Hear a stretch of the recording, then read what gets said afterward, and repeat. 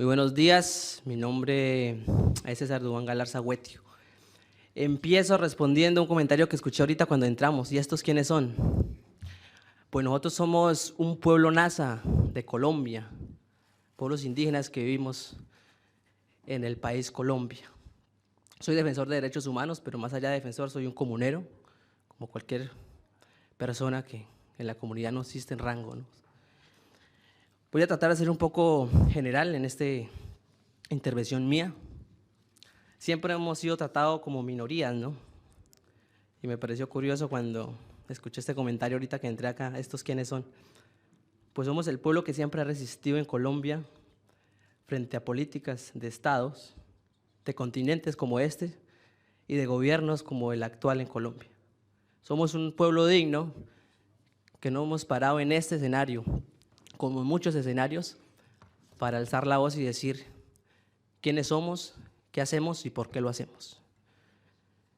En Colombia somos el 4.4% de la población total de los 50 millones que hay, que representa a 115 pueblos indígenas. Yo vengo de un departamento al suroccidente de Colombia llamado el Cauca, donde habemos 10 pueblos indígenas. Y esos 10 pueblos indígenas a través de la historia hemos tenido que resistir. Desde la historia que ustedes como académicos supongo que saben, ¿no? Tema de la colonia. 10 pueblos que a pesar de tanta masacre, genocidio, no pudieron destruir. Y hoy este pueblo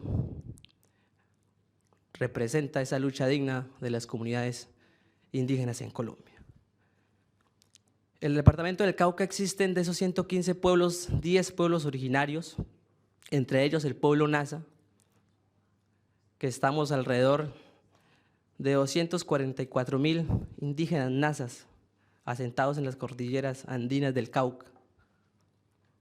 Esas cordilleras que hoy siguen siendo intereses de otros países como este y de otros países como los hay acá en Europa y en Estados Unidos. Venimos a hacer un ejercicio de denuncia partiendo de ese antecedente histórico, ¿no?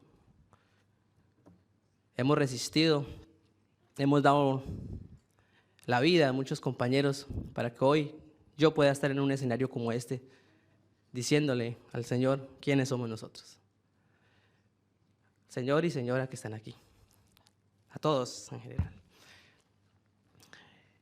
La historia de nosotros como pueblo indígena está enmarcada en la defensa del territorio, defensa que cada día se viene haciendo de diferentes maneras, pero voy a centrarme específicamente en datos de lo que está pasando en mi comunidad nasa del norte del Cauca, que es bastante compleja.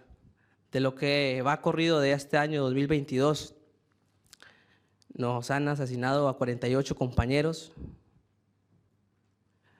El tema de reclutamiento armado, que es un proceso que siempre lo denunciamos, de enero a mediados de mayo van 35 niños reclutados por las disidencias de las FARC, entre ellos la mayoría niñas. Van 35 combates en nuestro territorio, 4 atentados, 20 persecuciones, 1 secuestrado, 2 desaparecidos, solamente en un territorio de 50,000 indígenas que habitamos en el norte del Cauca. Estas cifras, tal vez para ustedes, los que están aquí, solamente representan un número, pero para mí representa a mis hermanos que los han matado.